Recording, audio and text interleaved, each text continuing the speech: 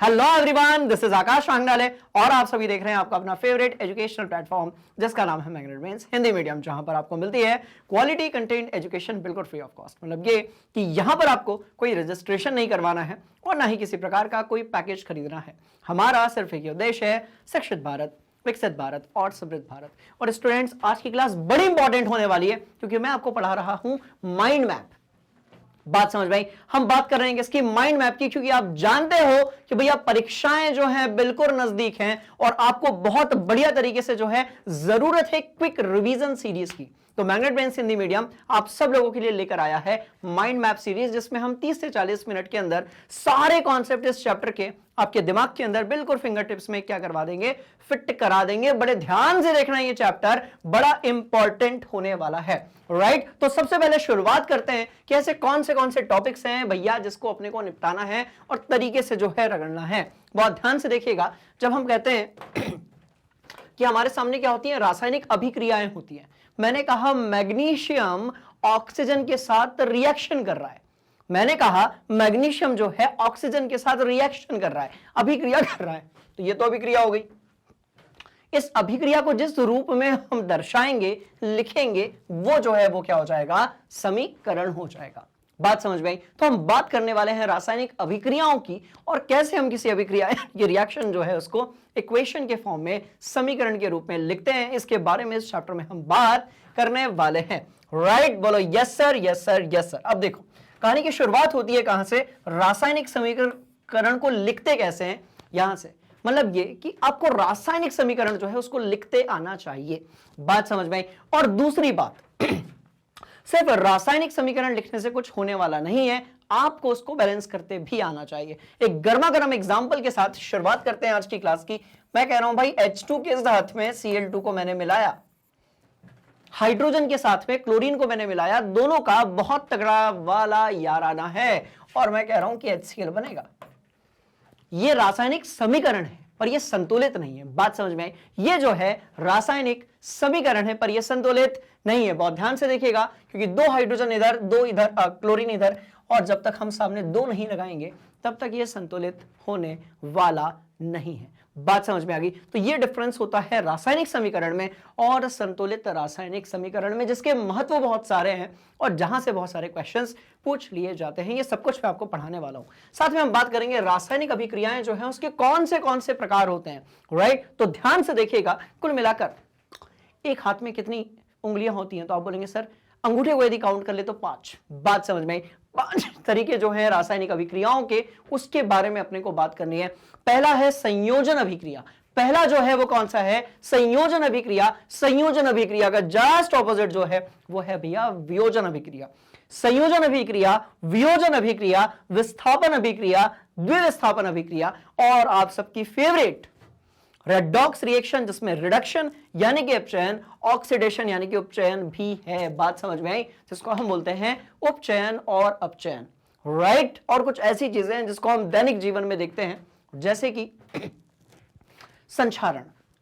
मतलब आधी दुनिया परेशान है कि भैया लोहे की जो चीजें होती हैं उस पर जंग क्यों लगता है, मेंटेनेंस बहुत ज्यादा बढ़ जाता है, बार बार जो है पेंट करना पड़ता है। राइट, तो संक्षारण जैसी चीजों के बारे में हम बात करेंगे और साथ में हम बात करेंगे कि ये जो विकृत गंधिता होती है इसका मतलब क्या होता है, क्यों चिप्स के पैकेट में चिप्स कम होती है और हवा जो है वो ज्यादा होती है।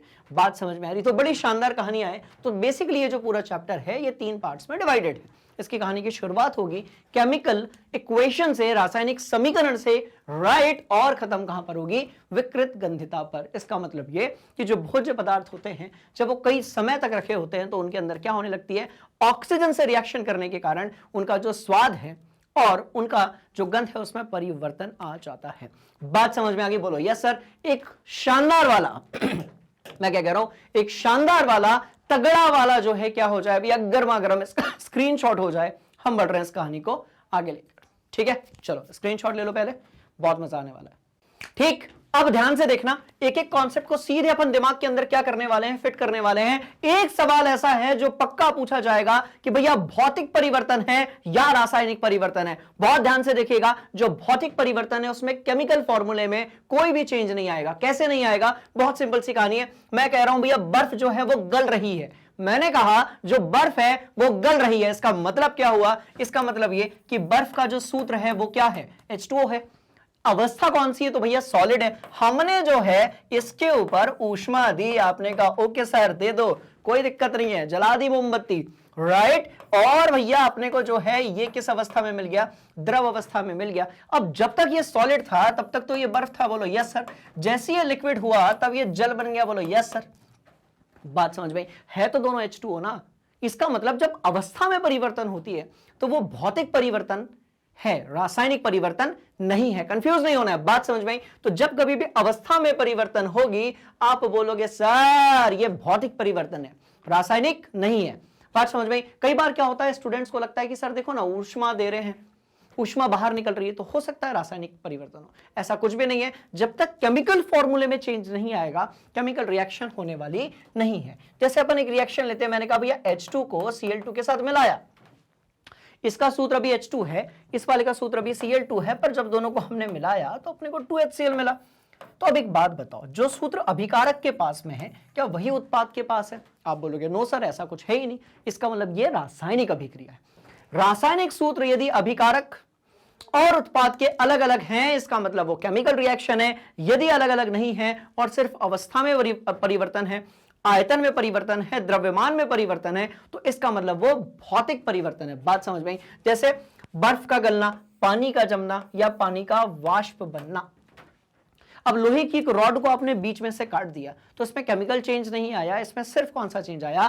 फिजिकल चेंज आया। तो ध्यान से देखिए, राइट, ऐसे परिवर्तन जो केवल पदार्थ की भौतिक अवस्था, आकार और भौतिक गुणों को बदल देते हैं उन्हें हम भौतिक परिवर्तन कहते हैं। बात समझ में आ गई? अब क्योंकि रासायनिक परिवर्तन भी हम सीख चुके हैं तो ध्यान से देखिएगा, ऐसे परिवर्तन जो पदार्थों के रासायनिक संगठन और गुणों को भी बदल देते हैं, जैसे दूध का फटना। एक बार यदि दूध फट गया तो आप इसको वापस से दूध नहीं बना सकते। किसी को देखा है आपने कि दही से दूध बनाते? ऐसा हो ही नहीं सकता। सुपर पावर है तो भी ऐसा नहीं हो सकता। केमिकल रिएक्शन हो गई, अब कुछ होने वाला नहीं है। कुछ ऐसी हम बात करेंगे दहन की। पेट्रोल को एक बार यदि आपने जला दिया ईंधन के रूप में, बात समझ में आई, तो पेट्रोल वापस से जो है कार्बन डाइऑक्साइड और जल से वापस से बनने वाला नहीं है।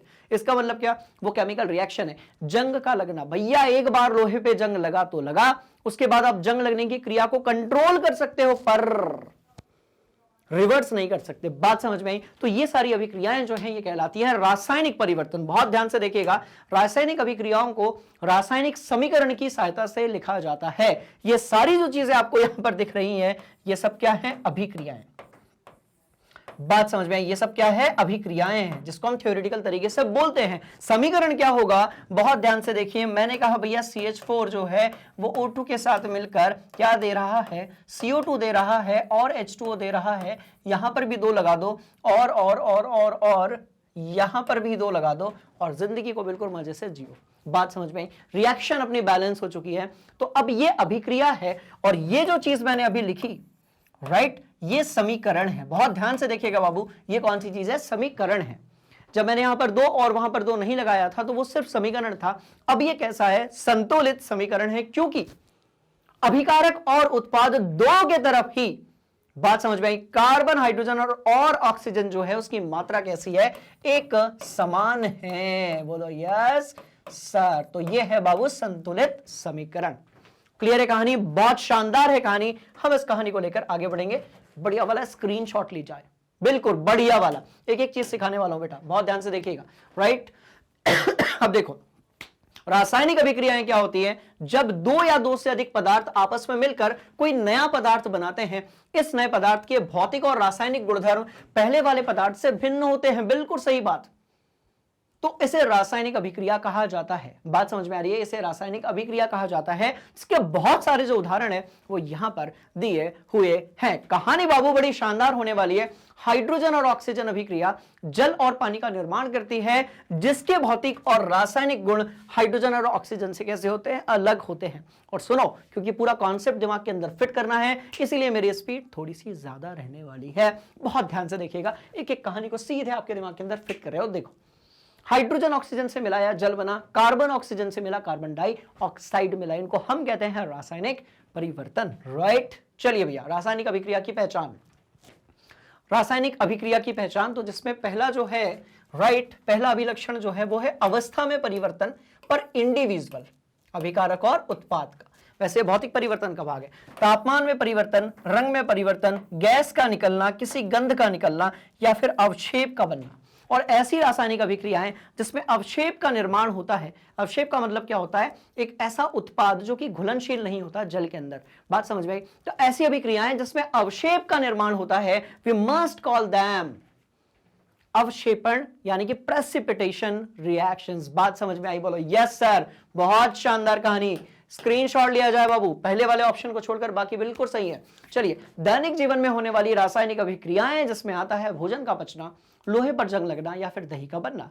अब हम बात करेंगे रासायनिक इक्वेशन यानी कि समीकरण की। ध्यान से देखिएगा रासायनिक अभिक्रिया को रासायनिक समीकरण द्वारा दर्शाया जाता है। रासायनिक समीकरण में भाग लेने वाले पदार्थ, रासायनिक समीकरण में भाग लेने वाले पदार्थ के लिए हम क्या लिखते हैं बेसिकली? तो हम बात करते हैं इसकी रासायनिक सूत्र की। हम बात किसकी करेंगे? रासायनिक सूत्र की। बड़ी इंटरेस्टिंग कहानी, नोट करो, screenshot, hurry up hurry up hurry up, देखते भी जाओ, जल्दी जल्दी स्क्रीनशॉट लेते भी जाओ। सारे स्क्रीनशॉट की इमेज जो होगी उसको पीडीएफ में कन्वर्ट कर लेना, आपके पास अच्छे खासे नोट्स जो हैं वो रेडी हो जाएंगे। हम बात करने वाले हैं उदाहरण की, एक मैग्नीशियम का आपने जो है रिबन ली, उसको वायु में आपने जब जलाया तो आपको मैग्नीशियम ऑक्साइड मिला। इस अभिक्रिया का ये रासायनिक समीकरण है। बात समझ में आई? पर यदि मैं यहां पर 2 लगा देता हूं, मैं यहां पर 2 लगा देता हूं, तो अब ये समीकरण जो है वो कैसा हो जाएगा? कैसा कैसा कैसा कैसा कैसा कैसा संतुलित हो जाएगा। तो ये कैसा हो जाएगा बाबूजी? संतुलित हो जाएगा। इसीलिए हम इसको कहते हैं बैलेंस्ड इक्वेशन। क्लियर है कहानी? बोलो यस सर। शानदार है कहानी? बोलो यस सर। चलो नोट किया जाए पक्का? चलो चलो और आगे बढ़ेंगे इस कहानी को लेकर। आइए आइए, ठीक है जी। रासायनिक अभिकरण समीकरण लिखने की विधि। अब देखो ऐसा है, कभी कभी ये क्वेश्चन पूछ लिया जाता है कि अपन सबको आता है, राइट? तो अपने को क्या करना है? अपने को अभिकारक लिखने हैं। अभिकारक ये जो किस तरफ होंगे आप ध्यान से देखिए। आपके ये कौन सा वाला भाग है भाई? लेफ्ट हैंड वाला भाग। हाँ, ये लेफ्ट हैंड वाला भाग है। जो LHS में होंगे वो सारे के सारे अभिकारक होंगे, जो RHS में होंगे वो सारे के सारे क्या होंगे? उत्पाद होंगे। अभिकारक आपस में रिएक्शन करते हैं और उत्पाद का निर्माण करते हैं। That's all right. तो अपन ने लिख दिया। चलिए ठीक है जी। अभिकारकों के अणुसूत्रों के बीच में धन का निशान लगाते हैं, इसी प्रकार उत्पादों के बीच में भी धनात्मक का निशान लगाया जाता है। तीर का जो सिरा होता है वो ये बताता है कि रिएक्शन जो है वो किस तरफ जा रही है, उत्पाद से अभिकारक से उत्पाद की तरफ या फिर उत्पाद से अभिकारक की तरफ। ऐसा कक्षा 11वीं में पढ़ेंगे अपन। अभी अपन सिर्फ इसका एक ही भाग पढ़ने वाले हैं कि रिएक्शन जो है अभिकारक से किस तरफ जा रही है? उत्पाद की तरफ। बात समझ में आ गई? बोलो यस सर। चलिए स्क्रीनशॉट लिया जाए बढ़िया वाला और बढ़ते हैं आगे। तो ध्यान से देखिएगा, ध्यान से देखिएगा, ध्यान से देखिएगा। तो किसी रासायनिक अभिक्रिया का ऐसा रासायनिक समीकरण जो होता है इसको हम लोग बोलते हैं ढांचा समीकरण, यानी कि स्केलेटन केमिकल इक्वेशन। बात समझ में आई? तो जैसे एक अपने यहां पर उदाहरण देख लो, यह अभिक्रिया जो है ये कैसी होगी? संतुलित होगी, क्योंकि इसमें अभिकारक और उत्पाद दोनों में ही किसी एक तत्व की यदि हम बात करें तो उसकी क्वांटिटी यानी कि संख्या कैसी है? तो भैया एक समान है। यदि ऐसी अभिक्रिया है तो उसको हम संतुलित बोलेंगे, यदि ऐसा नहीं है तो उसको हम लोग असंतुलित अभिक्रिया बोलेंगे। बात समझ में आ गई? बोलो यस सर। हम चलेंगे क्वेश्चन की तरफ और मैं आपको यह सिखाने वाला हूं कि हिट एंड ट्रायल विधि से हम किस प्रकार से किसी अभिक्रिया को बैलेंस करते हैं। तो बहुत ध्यान से देखिएगा। इसके लिए अपने को रिएक्शन सबसे पहले लिखनी पड़ेगी। मैंने कहा मेरे पास Fe है, फिर मैं कह रहा हूं मेरे पास H2O है। दोनों ने मिलकर निर्माण किया है किसका? Fe3O4 का, और अपने को मिल रहा है H2। बात समझ में आई? अब सबसे पहले अपने को टेबल बनाना है और अपने को यह देखना है कि अभिकारक में और उत्पाद में कोई तत्व जो है वो कितना दिया हुआ है। बहुत ध्यान से देखिएगा, राइट? तो ध्यान से देखो, ध्यान से देखो, ध्यान से देखो। तो भैया अभिकारक में एक Fe है, उत्पाद में 3 है। अभिकारक में 1 ऑक्सीजन है, उत्पाद में 4 है। अभिकारक में 1 ऑक्सीजन है, उत्पाद जो है उसमें 4 है। हाइड्रोजन की यदि बात करें तो यहां पर 2 है और यहां पर 2 है। अब जिसमें सबसे ज्यादा अंतर है, ध्यान से देखिए, जिसमें सबसे ज्यादा अंतर है मतलब कि भैया यहां 1 फ्लोरीन है, फ्लोरीन कह रहे हैं, आयरन है। फ्लोरीन का F होता है ना तो कंफ्यूजन हो जाता है कभी कभी, ठीक है? तो ध्यान से देखना, जहां पर उधर 1 आयरन है और यहां पर 3 आयरन है, राइट? वहां पर 1 आयरन और इधर साइड पर सॉरी, इधर 1 आयरन है और वहां पर जो है 3 आयरन है। इसका मतलब सबसे ज्यादा जो चेंज है वो किस में है? आयरन में है। और आपके ध्यान से देखिए ऑक्सीजन में है। आयरन में है और किस में है? ऑक्सीजन में है। बात समझ में आई? तो जिसमें परिवर्तन सबसे ज्यादा होता है हम उसको सबसे पहले बैलेंस करते हैं, इसलिए हम क्या करेंगे, बहुत ध्यान से देखिए। तो हम बैलेंस करने के लिए देखो, इधर पे कितने ऑक्सीजन है, 4 हैं, इधर पे कितने हैं, 1 है। तो हम सबसे पहले जिसमें ज्यादा परिवर्तन होगा उसको क्या करेंगे, बैलेंस करेंगे। चलो करते हैं, राइट। तो Fe+4 यहां पर हो गया H2O and it gives what, it gives Fe3O4 plus H2। बात समझ में आई? चलिए भैया, ऑक्सीजन की कहानी जो है वो हो गई खत्म, राइट। अब हम बढ़ेंगे किसकी तरफ, ऑक्सीजन की कहानी हो गई खत्म, ऑक्सीजन हो गया बैलेंस। अब हम बात करेंगे आयरन की। तो अब ध्यान से देखेंगे कि इस तरफ जो आयरन है, लोहा है, वो 1 है, उधर पे कितना है, 3 है। इसका मतलब ये कि यदि मैं यहां पर 3 लिख दूंगा तो ये कहानी जो है वो भी बैलेंस हो गई, ये जो कहानी है वो भी क्या हो गई, बैलेंस हो गई है। बचा क्या, हाइड्रोजन। हाइड्रोजन को सीधे बैलेंस अपन कर लेंगे। ध्यान से देखिए, यहां पर 8 हाइड्रोजन है क्योंकि H2O में 2 और वैसे वाले 4, तो 8 हाइड्रोजन यहां पर है। वहां पर जो है सिर्फ 2 ही हाइड्रोजन थे, आगे 4 लगा दो, रिएक्शन आपकी बैलेंस हो गई, दैट्स ऑल। सिंपल सा रूल आपको याद रखना है कि जिन तत्वों में, जिन परमाणुओं में संख्या का डिफरेंस बहुत ज्यादा होगा, अपने को सिर्फ उनको ही पहले बैलेंस करना है। बात समझ में आई? जैसे पहले अपन ने ऑक्सीजन का किया था, फिर हमने आयरन का किया, और उसके बाद ऑटोमेटिकली हाइड्रोजन का हो जाएगा। क्लियर, नोट किया जाए पक्का। अभी हमने किसी की भी जो है, ध्यान से देखेंगे तो भैया अभी हमने किसी की भी स्टेट यानी कि अवस्था नहीं लिखी, तो अपन अवस्था भी लिख लेंगे। देख लो, यहां तक मैंने पहुंचा दिया, आपको बोलो यस सर, यहां तक मैंने पहुंचा दिया, बोलो यस सर, राइट। अब हम यहां पर बात करेंगे किसकी, अवस्था की। अब अवस्था देखो, आप लोग कई बार पूछते हो सर अवस्था कैसे लिखे, कोई ट्रिक है क्या? तो बेटा कोई ट्रिक नहीं है, आपको बस एक चीज याद रखनी है, राइट, कि देखो अब ये लोहा है तो ये कैसा होगा, ये तो सॉलिड ही होगा ना। लोहा है तो ये कैसा होगा, ध्यान से देखिएगा, लोहा है तो ये कैसा होगा, ये तो सॉलिड होगा।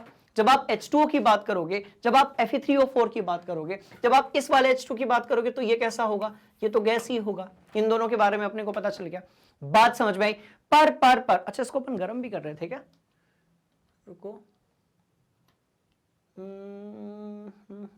नहीं गर्म नहीं कर रहे थे, ठीक है ठीक है ठीक है, एक मिनट, ठीक है। अब ध्यान से देखो, H2O जो है वो कौन सी अवस्था में होगा, तो यहां पर H2O जो है वो गैसीय अवस्था में होगा, और ये जो है ये सॉलिड अवस्था में होगा।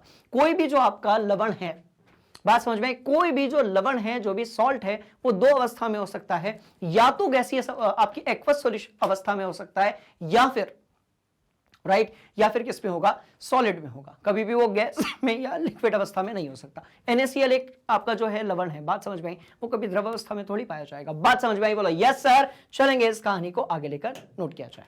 चलो अब हम बात करेंगे कि भैया रासायनिक अभिक्रियाएं जो हैं उसके प्रकार कौन से होते हैं। सबसे पहले हम बात करेंगे संयोजन अभिक्रिया, क्या आप सब इसको जानते हो, कॉम्बिनेशन रिएक्शन। अब इसका मतलब क्या है, देखो अब ये जो कॉम्बिनेशन रिएक्शन होती है इसका मतलब क्या है, बहुत ध्यान से देखिएगा, 2 या 2 से अधिक अभिकारक, 2 या 2 से अधिक अभिकारक यदि आपस में मिलकर एक उत्पाद का निर्माण करेंगे, हम इसको जो है कॉम्बिनेशन रिएक्शन यानी कि संयोजन अभिक्रिया कहेंगे।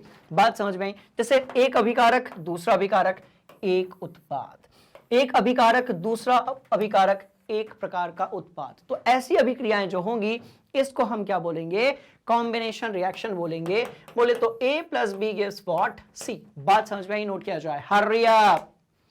बहुत शानदार ये कहानी। चलो भैया और आगे बढ़ेंगे इस कहानी को लेकर, हम बात करेंगे अपघटन या फिर वियोजन अभिक्रिया की। ये कॉम्बिनेशन रिएक्शन जो होगी उसका जस्ट ऑपोजिट होगा, मतलब ये कि यहां पर जो है एक उत्पाद, सॉरी एक अभिकारक जो है वो 2 या 2 से ज्यादा उत्पादों में परिवर्तित होगा। जैसे कि ये देखो, क्या आप इसे जानते हो, आपने कहा हां सर, क्या है नाम, कैल्शियम कार्बोनेट, क्या किया, गर्म किया, क्या बना, कैल्शियम ऑक्साइड जिसे आप चूना कहते हो, और क्या मिला, कार्बन डाइऑक्साइड।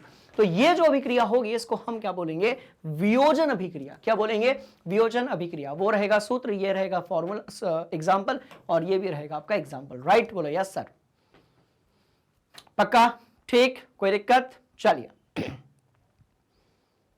यहां पर Fe3SO4 होगा, यहां पर जो है FeSO4, हाँ ये नहीं सही है, ठीक है, FeSO4, हाँ ठीक है ठीक है ठीक है ठीक है जी। चलिए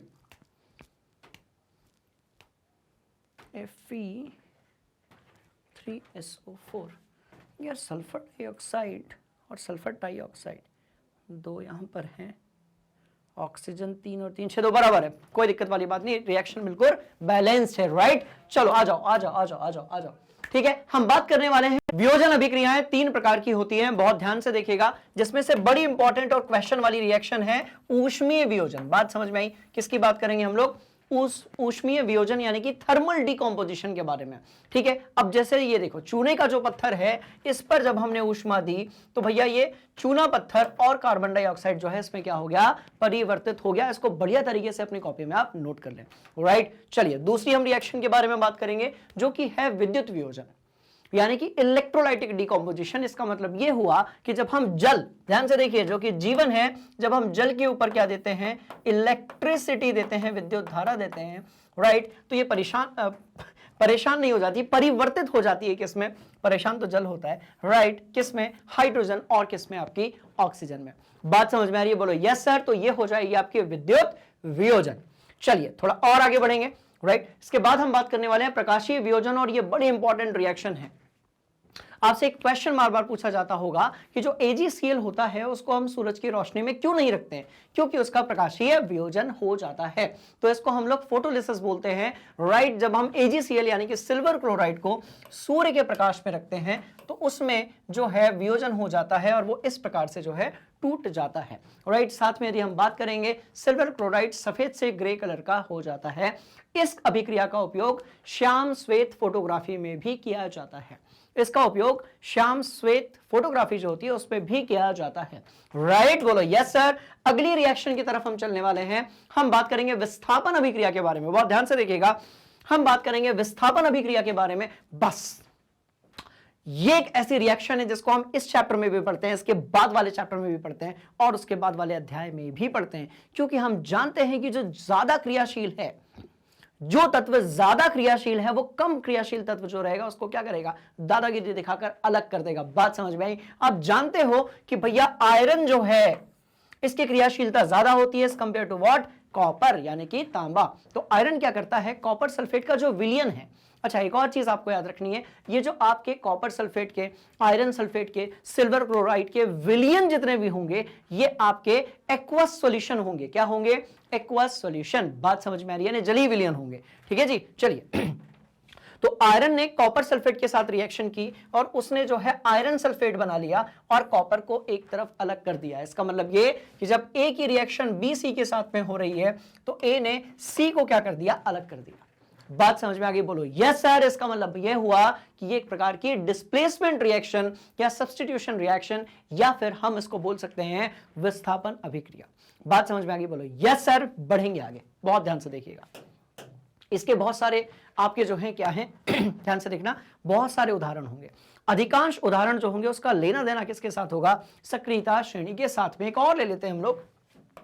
मैंने कहा जिंक है, मैंने कहा भैया HCl है, कोई दिक्कत वाली बात नहीं है। फिर मैंने कहा ZnCl2 बन गया और यहां पर H2 बाहर निकल गई, इसका मतलब यहां पर 2 आ गया। क्लियर है कहानी? बोलो यस सर। नोट कर लो। चलो एक उदाहरण और हो गया। तो सारी रिएक्शंस देख लेते हैं और आपकी जो फेवरेट रिएक्शन होती है रेडॉक्स अभिक्रिया, उसके बारे में भी मैं सारी चीजें बताने वाला हूं ताकि एग्जाम में आपको कोई दिक्कत ना जाए। चलिए इसके बाद हम बात करने वाले हैं क्या? राइट, द्विविस्थापन अवक्षेपण अभिक्रिया के बारे में। अब ये जो द्विविस्थापन अभिक्रिया है बहुत ध्यान से देखिएगा, राइट। ठीक है, ऐसी अभिक्रिया जिसमें अभिकारकों के बीच में आयनों का आदान प्रदान होता है, वह जिस अभिक्रिया में अवक्षेप का निर्माण होता है, जिसमें अवक्षेप का निर्माण होता है। अब आप बोलोगे सर अवक्षेप क्या होता है? बिल्कुल सुना सुना सा लग रहा है। तो एक ऐसा उत्पाद, द्विविस्थापन अभिक्रिया के समय पर एक ऐसा उत्पाद जो कि जल में या जलीय विलयन में घुलनशील बिल्कुल भी नहीं होता है, प्रेसिपिटेट यानी कि अवक्षेप बनाकर जो बेसमेंट होता है, बेस होता है उस बर्तन का, वहां पर जाकर बैठ जाता है। अब मैंने कहा भैया मेरे पास Na2SO4 है, सोडियम सल्फेट है, इसको हमने बैरियम क्लोराइड के साथ मिलाया तो मुझे मिला BaSO4 और NaCl। तो ये जो चीज मुझे मिली, यही क्या मिला? अवक्षेप। ये जो चीज मुझे यहां पर मिली यही बेसिकली क्या है? अवक्षेप है। बहुत ध्यान से इसको देखिएगा, राइट। तो इसको हम क्या बोलेंगे? प्रेसिपिटेशन रिएक्शन या फिर डबल डिस्प्लेसमेंट रिएक्शन। तो चैप्टर जो है ना बहुत बड़ा नहीं है, पर जो कॉन्सेप्ट है यदि आपके वो क्लियर हैं और आप बहुत सारे क्वेश्चंस की प्रैक्टिस कर लेते हो तो इस चैप्टर से पूरे जो मार्क्स रहेंगे वो आपके कैसे हो जाएंगे? पक्के हो जाएंगे। बात समझ में आई? बोलो यस सर। नोट करो। पक्का जी। चलिए और आगे हम बढ़ने वाले हैं, इसके और भी बहुत सारे उदाहरण हो सकते हैं। हम बात करेंगे ऊष्माक्षेपी और ऊष्माशोषी अभिक्रियाओं के बारे में। अब बहुत ध्यान से देखो, कुछ ऐसी रिएक्शन होती है जो बिना ऊर्जा के, बिना ऊष्मा के स्टार्ट भी नहीं होती है। मतलब कुछ ऐसी अभिक्रियाएं होती हैं जिनको, बात समझ में आ रही है, जिनके होने पर ऊष्मा बाहर निकलती है। बहुत ध्यान से देखेंगे। अब मैंने कहा भाई CH4, फिर मैंने कहा O2, फिर मैंने कहा CO2, फिर मैंने कहा H2O, और कौन सी चीज बाहर निकली? ऊष्मा। तो जितनी भी दहन अभिक्रियाएं होती हैं, जितनी भी दहन अभिक्रियाएं होती हैं, वो सभी की सभी कैसी होती है? ऊष्माक्षेपी अभिक्रियाएं होती है। एक रिएक्शन हम लोग बायोलॉजी से भी लेते हैं, बड़े ध्यान से देखिएगा। मैंने कहा C6H12O6, फिर मैंने कहा इसको एक काम करते हैं, ऑक्सीजन से अभिक्रिया कराते हैं। आपने कहा सर ठीक है करवा दो, कोई दिक्कत नहीं। फिर मैंने कहा भाई CO2 मिल गया, और क्या मिल गया? H2O मिल गया, और जो है ऊर्जा मिल गई। और आप जानते हो मैं वायवीय श्वसन के बारे में बात कर रहा हूं, इसलिए जो ऊर्जा मिलेगी वो ATP के रूप में मिलेगी। बात समझ में आई? अब वो जो ATP के रूप में ऊर्जा मिल रही है, और अपन थोड़ा प्रिसाइज हो जाते हैं, 38 ATP के आसपास। अब ये जो ऊर्जा यहां पर मिल रही है, बहुत ध्यान से देखिएगा, राइट। तो ये किस प्रकार की अभिक्रिया हुई? ये दहन भले ही नहीं है, पर ये भी तो ऊष्माक्षेपी अभिक्रियाएं हैं। तो ऐसी अभिक्रियाएं जिनके होने से हीट यानी कि ऊष्मा जो है वो बाहर निकलती है, उनको हम कहते हैं क्या? ऊष्माक्षेपी अभिक्रियाएं। और इसका उल्टा जो है वो क्या होगा? ऊष्माशोषी अभिक्रियाएं, यानी कि एंडोथर्मिक रिएक्शन। ऊष्माक्षेपी को हम बोलते हैं एक्सोथर्मिक रिएक्शन, और ऊष्माशोषी अभिक्रियाओं को हम कहते हैं एंडोथर्मिक रिएक्शन। ऐसी अभिक्रियाएं जो कि, राइट, ऐसी अभिक्रियाएं जो कि बिना ऊष्मा के हो ही नहीं सकती। एक और चीज, ऊष्माक्षेपी अभिक्रियाएं जो होंगी, इसमें देखो ऊर्जा बाहर निकल रही है। बोलो यस सर। इसीलिए इसमें जो ऊर्जा होगी ना, बहुत ध्यान से देखना बेटा, इसमें जो ऊर्जा होगी ना, उसको धनात्मक तरीके से हम दर्शाएंगे। बात समझ में आई? और यहां पर क्या हो रहा है, ठीक है, इसमें जो ऊर्जा होगी उसको हम कहां से दर्शाएंगे? धनात्मक निशान से, यहां पर। बात समझ में आई? और यदि हम ऊष्माशोषी अभिक्रियाओं की बात करेंगे तो उसमें हम ऋणात्मक तरीके से दर्शाएंगे। यहां पर उदाहरण देख लेंगे, कहानी और जल्दी क्या हो जाएगी? क्लियर हो जाएगी। ठीक है, बोलो yes sir, yes sir, yes sir, yes sir, yes sir. ठीक, तो देखो एक मिनट, कोई उदाहरण ले लें? हाँ तो ले लेते हैं, कोई दिक्कत वाली बात नहीं। चलो इसका एक उदाहरण हम लेते हैं। यहाँ पर CaCO3 हमारे सामने है, इसको हमने क्या किया? ऊष्मा दी, तो इसने क्या किया? CaO बनाया और साथ में CO2 बनाया। बात समझ में आई? अब इसको यदि हम ऊष्मा के तौर पे लिखना चाहेंगे तो हम ऐसे लिखेंगे, CaCO3 gives CaO plus CO2 minus ऊष्मा। अब उधर माइनस है तो इस तरफ क्या हो जाएगी? आकर भैया प्लस हो जाएगी। इतनी मैथ्स अपन सबको आती है। बात समझ में आ रही है? बोलो यस सर। बहुत शानदार कहानी है, नोट कर लो। और सुनो, यहां से ना बहुत सारे क्वेश्चंस पूछ लिए जाते हैं, इसलिए आपको इस टॉपिक के बारे में बढ़िया से पता होना चाहिए ही चाहिए। आगे बढ़ेंगे इस कहानी को लेकर, हम बात करेंगे किसके बारे में? उपचयन या फिर अपचयन के बारे में। अब ध्यान से देखना, इसको तो मैं पूरा प्रॉपरली जो है कनेक्ट करने वाला हूं, राइट। क्यों कनेक्ट करने वाला हूं? क्योंकि ये जो कहानी है वो बड़ी इंटरेस्टिंग होने वाली है। बोलो यस सर। ठीक है, देखो इसमें क्या होने वाला है। एक तरफ मैंने यहां पर, क्योंकि आपको जो है ना अपचयन और उपचयन जो है ना, इसके बीच में बहुत कंफ्यूजन होता है, बहुत डाउट भी होता है। बात समझ में? इसलिए आपको परेशान होने की जरूरत बिल्कुल भी नहीं है। चलो आ जाओ, बहुत ध्यान से देखना। ठीक, एक ही बार में कॉन्सेप्ट क्लियर हो जाएगा। ये लो भैया, और ये लो भैया। बात समझ में? चल आओ यार, एक मिनट रुको रुको रुको रुको रुको रुको रुको, और साथ साथ में नोट करते जाना। ठीक है, बोलो यस सर। चलो आ जाओ। मैं कह रहा हूं यहां पर अपचयन, मैं यहां पर क्या कह रहा हूं? अपचयन। ध्यान से देखना, अपचयन, इसका एक नाम और है बेटा अवकरण। तो मैंने कहा यहां पर अपचयन, और इसका एक नाम और क्या है? अवकरण। अपचयन जो है उसका उल्टा जो है वो है उपचयन। और आपको जो भी कंफ्यूजन होता होगा अगले 5 मिनट बाद, ऐसा कोई भी कंफ्यूजन आपको कभी नहीं होगा, राइट। चलिए, तो अपचयन है, उसका उल्टा हो गया क्या? उपचयन। उपचयन का एक और नाम क्या है? ऑक्सीकरण। इसका एक और नाम क्या है? बहुत ध्यान से देखिएगा, ऑक्सीकरण। बात समझ में आई? इसको अपन इंग्लिश में क्या कहते हैं वो भी लिख लेते हैं, सिंपल सी कहानी है। तो भैया ये रिडक्शन है। ये क्या है? तो आप बोलेंगे सर ये रिडक्शन है। और ये क्या है? तो बहुत ध्यान से देखिएगा, ये ऑक्सीडेशन है। ये कौन सी चीज है? तो बेटा जी ये ऑक्सीडेशन है। यहां तक सही है? बोलो यस सर, यहां तक बिल्कुल सही है। अब यहां से आप रेड लीजिए और यहां से आप ऑक्स लीजिए। और जब आप दोनों को मिला देंगे तो किसका निर्माण होगा, रेडॉक्स का निर्माण होगा। इसकी अब हम एग्जांपल्स देख लेते हैं, राइट। तो ध्यान से देखना एग्जांपल क्या क्या होंगे। देखो, जब हम अपचयन की बात करते हैं तो हाइड्रोजन जो है वो जुड़ता है, ठीक है, और ऑक्सीजन जो है वो कैसा होता है, बाहर निकलता है। इसी का उल्टा जो है अपचयन में हो जाएगा, हाइड्रोजन जो है वो कैसा होगा, बहुत ध्यान से देखिएगा, बाहर निकलेगा। और मेरे साथ साथ नोट करते जाओ इस पूरी कहानी को, राइट। हाइड्रोजन जो है वो बाहर निकलेगा, ऑक्सीजन की यदि हम बात करेंगे तो भैया ये जुड़ेगा।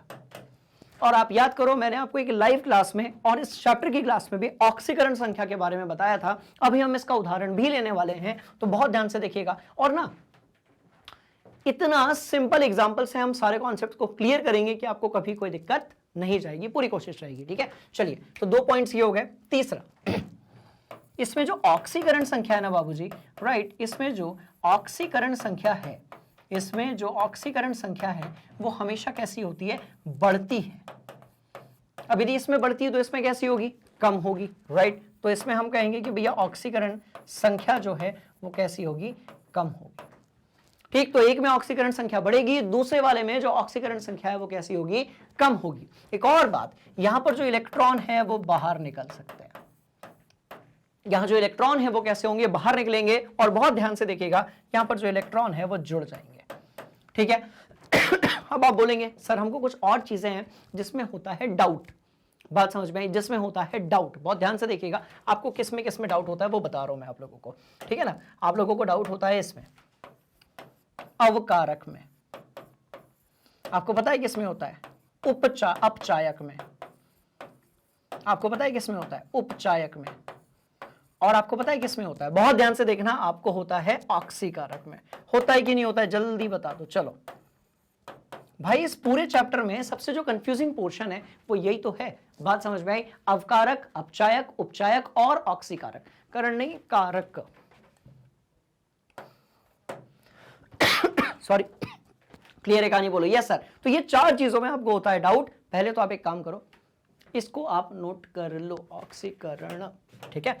थोड़ा अपन फास्ट चल रहे हैं, हो सकता है कहीं पर प्रिंटिंग मिस्टेक थोड़ी बहुत हो जाए, मेरे को कमेंट बॉक्स में बता देना या अपनी कॉपी में करेक्ट कर लेना, क्योंकि अपने को जल्दी से सारे चैप्टर्स निपटाने हैं, परीक्षा की तैयारी में कोई कमी नहीं रहनी चाहिए, ठीक है जी। चलिए चलिए चलिए चलिए चलिए, ठीक है, पक्का बोलो यस सर। तो ये चारों कॉन्सेप्ट को इनके साथ मैं समझा रहा हूं, तो आज के बाद मेरा कोई भी स्टूडेंट कंफ्यूज नहीं होगा। आपको पता है कि अपचयन का मतलब अपकरण भी होता है और उपचयन का मतलब ऑक्सीकरण भी होता है, राइट। ये 4 कॉन्सेप्ट्स हैं जिसको अपने को दिमाग के अंदर क्या करने हैं, फिट रखने हैं। एक शानदार वाला एग्जांपल लेकर सारे कॉन्सेप्ट्स को सीधे खोपड़ी के अंदर क्या करते हैं, फिट करते हैं। बहुत ध्यान से देखिएगा, ठीक है बेटा। देखो, अब मैंने क्या किया, बहुत ध्यान से देखना, मैं क्या कर रहा हूं, मैंने कहा कि भैया मेरे पास मैग्नीशियम है, मैंने कहा कि मेरे पास जो है मैग्नीशियम है।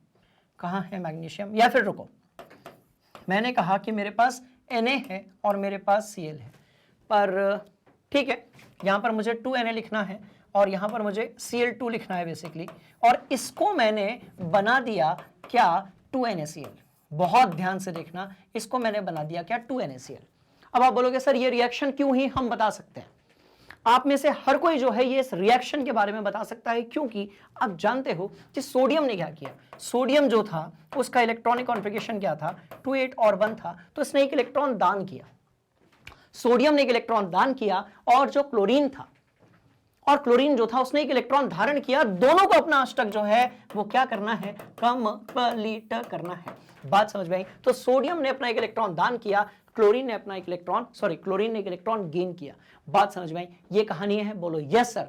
तो यदि इस अभिक्रिया को हम देखेंगे, इस अभिक्रिया को यदि हम देखेंगे तो हमको यह अभिक्रिया कैसी दिखेगी, बहुत ध्यान से देखना, यह अभिक्रिया हमको कैसी दिखेगी। तो आप बोलोगे सर बहुत सिंपल है, ठीक है, 2Na जो रहा होगा उसको मैं यहां पर ले लेता हूं, ठीक है ना, ध्यान से देखना। Na जो था उसने दिया होगा Na+ और साथ में Na+ और साथ में एक इलेक्ट्रॉन बाहर निकला होगा। ये इलेक्ट्रॉन घूमते फिरते अपने साथी यानी कि क्लोरीन के पास पहुंचा और इसने Cl- बना लिया। बात समझ में आई, यही अभिक्रिया हुई क्या, क्या यही अभिक्रिया हुई, जल्दी बताओ। ठीक है, एक काम करते हैं, इसको अपन थोड़ा बड़ा लिख लें क्या, बिल्कुल थोड़ा सा बड़ा लिख लेते हैं, राइट। यदि यही अभिक्रिया हुई, Na गिव्स व्हाट, बहुत ध्यान से देखना आप लोग, तो Na+ और E- और ये इलेक्ट्रॉन जो था वो क्लोरीन के पास चला गया और that will turn into what, Cl-। बात समझ में आई। अब यदि हम ऑक्सीकरण संख्या की बात करेंगे, बेटा मैं बात किसकी कर रहा हूं, ऑक्सीकरण संख्या की। बहुत ध्यान से देखिएगा, यहां पर इसकी ऑक्सीकरण संख्या 0 थी, यहां पर हो गई +1। आपने कहा ओके सर आगे बढ़ो, हम आपके साथ हैं, कोई दिक्कत वाली बात नहीं है। यहां पर थी 0 और यहां पर हो गई -1, तो एक तरफ थी 0 +1। तो देखो ये कैसी हुई, ध्यान से देखना, ये ऑक्सीकरण संख्या कैसी हो रही है, बढ़ रही है, और ये ऑक्सीकरण संख्या कैसी हो रही है, कम हो रही है। गिनती सबको आती है। तो एक तरफ ऑक्सीकरण संख्या बढ़ रही है, दूसरी तरफ जो ऑक्सीकरण संख्या है वो कैसी हो रही है, कम हो रही है। यहां तक की कहानी क्लियर, बोलो यस सर, क्लियर। अब जिसने ये वाली परिभाषा देखो, इलेक्ट्रॉन का बाहर होना ऑक्सीकरण है, और ऑक्सीकरण संख्या का भी बढ़ना जो है वो ऑक्सीकरण, तो वही तो हो रहा है। ध्यान से देखना, ध्यान से देखना, रगड़ देंगे बिल्कुल अपन पूरे कॉन्सेप्ट को, राइट। ध्यान से देखना, ऑक्सीकरण संख्या यहां पर 0 थी, यहां पर 1 है, इसका मतलब ऑक्सीकरण संख्या जो है वो बढ़ रही है, इलेक्ट्रॉन बाहर निकल रहा है। तो ये पॉइंट और ये पॉइंट क्लियर हो गया। हर बार हम रेडॉक्स रिएक्शन को हाइड्रोजन और ऑक्सीजन से नहीं समझ सकते। बात समझ में आ रही है। कई बार अपने को पहले कॉन्सेप्ट समझना पड़ता है। वो जो इलेक्ट्रॉन था वो घूमते हुए जुड़ गया क्लोरीन के साथ में, उसने निर्माण किया Cl- का, मतलब इलेक्ट्रॉन जुड़ रहा है। ऑक्सीकरण संख्या पहले 0 थी, अब -1 हो गई। यहां तक क्लियर, तो बोलो यस सर, बढ़ेंगे आगे। देख लो एक बार, फिर ये सब दिमाग के अंदर फिट करता हूं। बहुत हो गया कंफ्यूजन, बहुत हो गए आप परेशान, अब समय है अच्छे रिजल्ट का, मत होइए परेशान, ठीक। पक्का बोलोगे यस सर। चलो, so one thing is clear here, ये सारी कहानी आपने यहां पर देख ली। तो ऑक्सीकरण संख्या जो है मैं यहां पर लिख देता हूं, ऑक्सीकरण संख्या जो है, ठीक है, वो कैसी हो रही है बेटा, ध्यान से देखना, कम हो रही है। यहां पर मैंने कहा कि भाई ऑक्सीकरण संख्या जो है वो कैसी हो रही है, बढ़ रही है। यहां तक ठीक, बोलो यस सर। अब बहुत ध्यान से देखना, ये जो ऑक्सीकरण संख्या है यहां पर इसकी 0 थी, इसकी भी 0 थी। यदि किसी तत्व के ऊपर कोई भी आवेश नहीं है तो ऑक्सीकरण संख्या कितनी होगी, 0 होगी। बहुत सिंपल सी कहानी। पर यहां पर इसकी +1 है और इसकी -1 है, -1 है। आप जानते हो कि +1 और -1 मिलकर कितना बनाते हैं, 0 बनाते हैं। बात समझ में आई, बोलो यस सर। अब बहुत ध्यान से देखना, ठीक है, अब बहुत ध्यान से देखना, क्योंकि यहीं से कंफ्यूजन शुरू होता है। ये रहा आपका सोडियम, ये रहा आपका क्लोरीन। अब प्रक्रिया कौन सी होगी वो पूरा यहां पर लिख रहा हूं, बहुत बढ़िया तरीके से देखोगे, राइट। तो भैया 0 से -1 हो रही है, इसका मतलब ये हो रहा है अपचयन। बात समझ में आई, ये क्या हो रहा है, अपचयन हो रहा है। देखो ऑक्सीकरण संख्या कैसी हो रही है, कम हो रही है। पहले 0 थी, फिर -1 हो गई, तो ये क्या हो गया, अपचयन हो गया। अच्छा, यदि ये अपचयन हो रहा है तो एक और नाम इसका क्या होगा, बहुत ध्यान से देखिएगा, अवकरण होगा। यही तो लिखा है अपन ने, कंफ्यूज नहीं होना बेटा, क्रॉस चेक करते जाओ, अपचयन या फिर अवकरण। ऑक्सीकरण संख्या कम हो गई। सोडियम के साथ इसका जस्ट ऑपोजिट होगा, बहुत ध्यान से देखिएगा, इसको हम बोलेंगे उपचयन, इसको हम बोलेंगे उपचयन। और भैया ये अवकरण की जगह क्या हो जाएगा, ऑक्सीकरण हो जाएगा। ऑक्सीकरण के लिए हर बार आपके पास हाइड्रोजन या ऑक्सीजन हो, यह जरूरी नहीं है। बात समझ में आई, बोलो यस सर। तो ये हो गया ऑक्सीकरण, यहां तक ठीक, बोलो यस सर। अब मेरी बात ध्यान से सुनो, खेल यहीं से शुरू होता है, खेल यहीं से शुरू होता है। आपको सिर्फ एक चीज याद रखनी है, बात समझ में आई, और वो क्या है, ध्यान से सुनो। जिसका हो रहा है ऑक्सीकरण, जिसका हो रहा है उपचयन, बात समझ में आई, जिसका हो रहा है उपचयन, वो उल्टा अपने को याद रखना है। जिसका हो रहा है ऑक्सीकरण, वो ऑक्सीकारक नहीं होगा। एक लाइन याद रखोगे, मैं बोल रहा हूं इसलिए, जिसका हो रहा है ऑक्सीकरण, जिसका हो रहा है ऑक्सीकरण, राइट, उसका नाम ऑक्सीकारक नहीं होगा, ठीक है। तो ध्यान से देखेंगे, जिसका ऑक्सीकरण हो रहा है, जिसका उपचयन हो रहा है, वो अपचायक होगा। जिसका उपकरण हो रहा है, उपचयन हो रहा है, ये आपका अपचायक होगा। क्या होगा, अपचायक होगा, राइट। या फिर एक और नाम इसका क्या होगा, अवकारक होगा। खत्म बात, बस इतना आपको याद रखना है। तो भैया जिसका उपचयन होगा वो अपचायक होगा, उल्टा।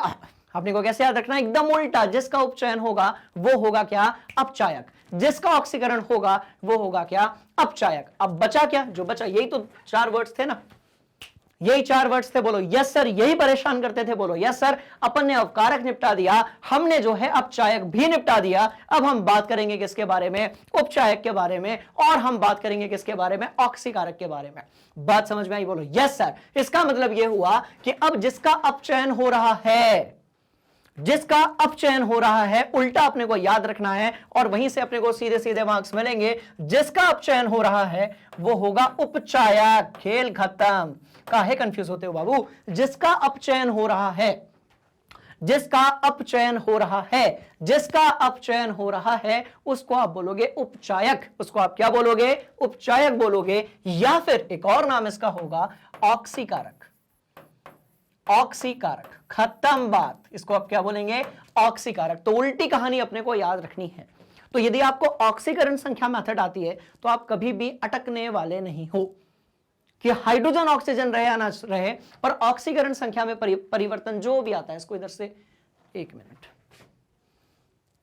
यहां से करके यहां पर ऐसे आप अपने दिमाग के अंदर फिट कर लीजिए। तो सीधी सी कहानी है भैया कि जिसका होगा उपचयन यानी कि ऑक्सीकरण, जिसका होगा उपचयन यानी कि ऑक्सीकरण, उसको हम बोलेंगे अपचायक या अवकारक।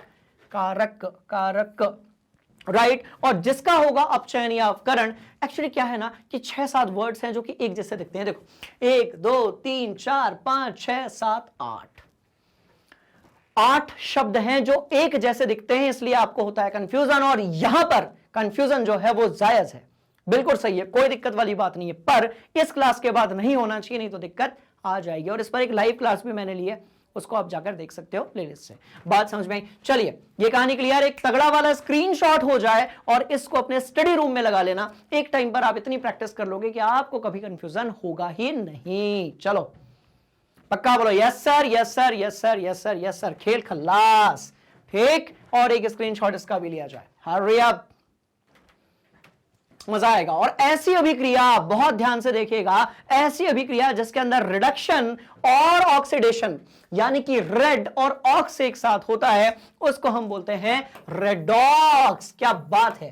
तो ऐसी अभिक्रिया जिसमें परस्पर जो है रिडक्शन होता है और आपका ऑक्सीडेशन यानी कि ऑक्सीकरण होता है, यानी कि राइट उपचयन होता है, उसको हम क्या बोलेंगे?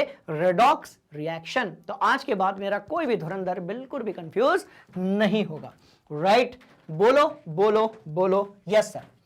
अब ये ऑक्सीजन के साथ तो अपन बता ही सकते हैं भैया, कार्बन का जो है क्या हो रहा है, ध्यान से देखिएगा। कार्बन में ऑक्सीजन की वृद्धि हो रही है तो कार्बन का ऑक्सीकरण हो रहा है। और यदि हम यहां पर ZNO की बात करेंगे, राइट, बहुत ध्यान से देखना, शानदार ये कहानी है, यहां से भी समझाता हूं। राइट। तो अब आपको जो भी उदाहरण मिल रहा है, आपने को क्या करना, उससे जो भी आपको उत्पाद मिल रहा है, अपने को उससे क्या करना। बात समझ में आई? पहली जानकारी आपको निकल कर आई कि ZNO से ऑक्सीजन बाहर, मैं क्या कह रहा हूं, ZNO से जो ऑक्सीजन है, ऑक्सीजन है, ऑक्सीजन है, बोलो यस सर, वो कैसी हो रही है? बाहर हो रही है। राइट। अब जो दो चीजें लिखने वाले हैं उसको बहुत ध्यान से देखिएगा, क्योंकि इसमें से क्योंकि इसमें से ऑक्सीजन बाहर हो रही है, इसीलिए, क्योंकि इसमें से ऑक्सीजन बाहर हो रही है, इसीलिए ये जो प्रक्रिया जो होगी, राइट, ये क्या होगी? ऑक्सीजन इसमें से बाहर हो रही है, इसका मतलब ये क्या होगा? ध्यान से देखिएगा, अपचयन होगा। अभी बताया था मैंने, ऑक्सीजन यदि बाहर होगा तो ये अपचयन होगा, यानी कि अवकरण होगा। दोनों में से कोई एक नाम आप इसे दे सकते हैं। दूसरी बात ये ZNO जो है, क्योंकि जिसका देखो ZNO से ऑक्सीजन बाहर है, इसलिए प्रक्रिया ये होगी। दूसरी बात, ZNO का अपचयन हो रहा है। बहुत ध्यान से देखिएगा, ZNO का क्या हो रहा है? अपचयन हो रहा है। और जिसका होता है अपचयन, उसको हम क्या बोलते हैं? उपचायक या फिर ऑक्सीकारक। तो बाबूजी ये जो है, ये क्या हो जाएगा?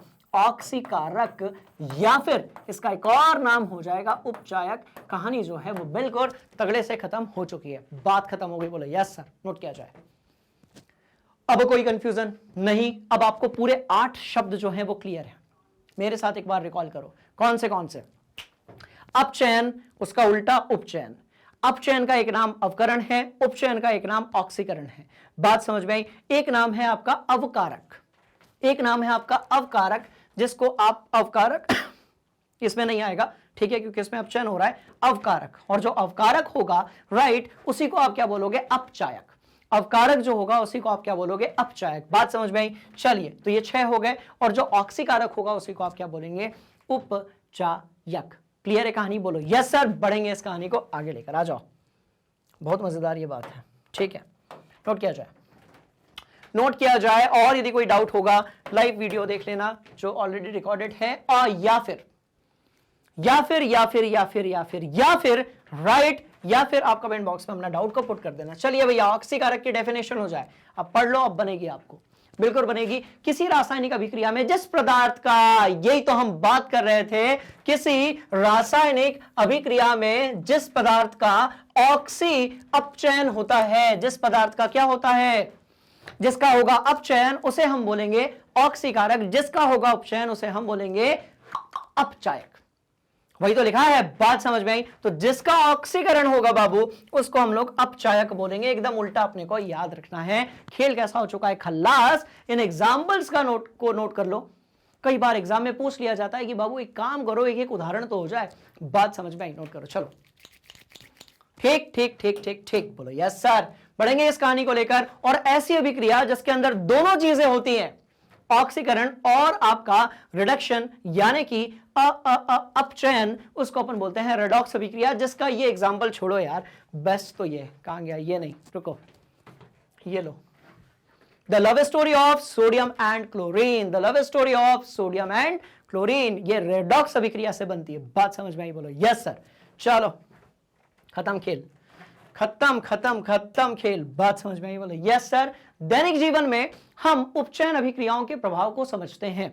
बहुत ध्यान से देखिएगा, हमारे आसपास बहुत सारी ऐसी धातुएं होती हैं जिनमें नमी, वायु, पानी, अम्ल आदि के संपर्क में आती हैं। तो क्या होता है कि धातुएं जो है उनका क्षरण शुरू हो जाता है, वो संक्षारित होकर कमजोर हो जाती हैं। जैसे कि लोहे पे जंग लगना, या फिर चांदी पर काली परत का चढ़ना, या फिर तांबे पर हरी परत का आ जाना। और संक्षारण से बचाने के लिए हम धातुओं का या तो एनोडीकरण कर देते हैं, या फिर उनके ऊपर हम पेंट कर देते हैं, या फिर हम उनकी मिश्र धातु बना देते हैं। जैसा कि आप बहुत सारे मिश्र धातुओं के बारे में जानते होंगे, जिसके बारे में हमने कक्षा 9वीं में भी पढ़ा है। पीतल की आप बात कर लें, कांसे की आप बात कर लें, स्टील की आप बात कर लें, या स्टेनलेस स्टील की आप बात कर लें, ये सारी की सारी मिश्र धातुएं हैं। बात समझ में आ गई, बोलो यस सर। चलो नोट कर लो। तो संक्षारण जो है वो अब आपको क्लियर है। हम थोड़ा और आगे बढ़ेंगे, हम बात करेंगे विकृत गंधिता के तरफ। आप जानते हो कि भैया 20 रुपए का जो चिप्स का पैकेट आता है उसमें सिर्फ एक आलू जो कि 1 रुपए का आता है। बात समझ में आई, एक आलू आपका जो रहता है वो 20 रुपए के चिप्स के पैकेट के अंदर ही आ पाता है। ऐसा क्यों होता है? क्योंकि भैया उसमें हवा ज्यादा होती है और चिप्स कैसे होते हैं, कम होते हैं। अब ऐसा क्यों होता है, बहुत ध्यान से देखिएगा। देखिए आलू जो है, चिप्स जो है वो एक खाद्य पदार्थ है। यदि हम उसे खुले में रखेंगे तो क्या करेगा, वो ऑक्सीकरण करेगा, और वो ऑक्सीकरण करने के साथ साथ उसकी जो गंध है उसमें परिवर्तन आ जाएगा, उसका जो स्वाद है उसमें भी क्या आ जाएगा, परिवर्तन आ जाएगा। बात समझ में आई? तो जितनी भी वसायुक्त और तेली खाद्य सामग्री है वो वायु के संपर्क में आने पर क्या करती है, उपचयित हो जाती है, जिससे उनके स्वाद और गंध में हो जाता है परिवर्तन। तो इसीलिए हम क्या करते हैं, उसके अंदर नाइट्रोजन गैस डाल देते हैं और उसको फुला देते हैं ताकि वो ऑक्सीजन के साथ रिएक्ट भी ना करे। और जब आप उसको फैक्ट्री से निकाल के दुकान तक लाओगे तो उसमें टूट फूट भी ना हो। अब हवा नहीं रहेगी तो टूट फूट जाएगा। वो बात समझ में आ रही है? चलिए, तो इसको अपन कहते हैं विकृत गंधिता या फिर रेंसिडिटी। जितने खाने पीने की चीजें उन सबका ऑक्सीकरण होता है और इनमें होती है विकृत गंधिता या फिर रेंसिडिटी। क्लियर? और इसके उदाहरण कौन से हैं, तो ध्यान से देखिएगा। वसायुक्त खाद्य पदार्थों का खराब होना या पनीर कुक रखने पर विकृत गंध देने लगता है। बात समझ में आई? बोलो यस सर। अब इसको अपन बचाएंगे कैसे, बहुत ध्यान से देखिएगा। खाद्य पदार्थों को वायुरोधी बर्तनों में रख दो। मतलब ये ध्यान से देखिएगा, खाद्य पदार्थों को ऐसे बर्तन में रखो जहां पर वायु नहीं है। वायु नहीं होगी तो ऑक्सीकरण नहीं होगा और वो जो पदार्थ है वो खराब नहीं होगा। हम बात करेंगे कि भैया खाना जो है उसको आप प्रशीतन में रख दो। आप बोलोगे सर इसका मतलब क्या? अरे भाई रेफ्रिजरेटर में रख दो। रेफ्रिजरेटर जो होता है उसका हिंदी नाम क्या होता है? शीतलक। बात समझ में आ रही है? चलिए, खाद्य पदार्थ तथा पके भोजन को सीधे सूर्य के प्रकाश के संपर्क में बचाकर रखें। आपको पता है कि जितनी ज्यादा गर्मी बढ़ेगी, आप जानते हो कि जितनी ज्यादा जो है गर्मी बढ़ेगी, बात समझ में आई, उतने जल्दी भोजन खराब होगा। इसलिए गर्मियों में भोजन जल्दी खराब होता है, ठंडियों में भोजन थोड़ा देर से खराब होता है, पर खराब जरूर होता है। बात समझ में आई? बोलो यस सर। बहुत शानदार ये कहानी है। चलिए, तो इस तरीके से जो है सारे कॉन्सेप्ट्स को अपन ने देख लिया। एक बार जल्दी से जो है हम फर्स्ट वाली स्लाइड भी देख लेते हैं, क्योंकि सारे कॉन्सेप्ट्स अब दिमाग के अंदर क्या हो चुके हैं, फिट हो चुके हैं।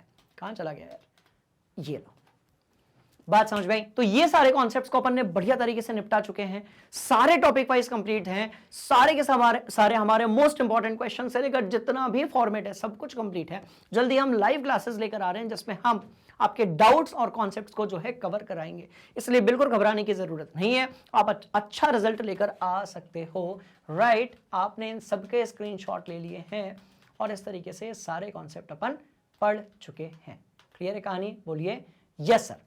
और अब इसके बाद वाले जो चैप्टर हैं उसके भी इसी तरीके से आपको माइंड मैप मिलने वाले हैं आपकी इसी प्लेटफॉर्म पे, जैसे आप कहते हो magnet brains for English medium and magnet brains Hindi medium for Hindi medium student, जहां पर आपको मिलती है हाई क्वालिटी एजुकेशन बिल्कुल फ्री ऑफ कॉस्ट। मतलब आप किसी भी लेक्चर को देख सकते हो बिल्कुल फ्री ऑफ कॉस्ट। साथ में आपको बुक्स और ई बुक्स भी मिलने वाली है जिसकी जो लिंक है वो नीचे डिस्क्रिप्शन में गिवन है। राइट, तो स्टूडेंट्स अपने को बढ़िया से पढ़ना है। क्लास की स्पीड थोड़ी सी ज्यादा थी क्योंकि अपने को जल्दी जल्दी सारी चीजों को दिमाग के अंदर फिट करना था। कोई भी यदि डाउट होगा आप कमेंट बॉक्स में आप उसे पूछ सकते हो। बात समझ में आ गई? बोलो यस सर। मिलते हैं अगली क्लास में, तब तक के लिए बने रहिए मैग्नेट ब्रेन्स हिंदी मीडियम के साथ। Thank you so much. जय हिंद।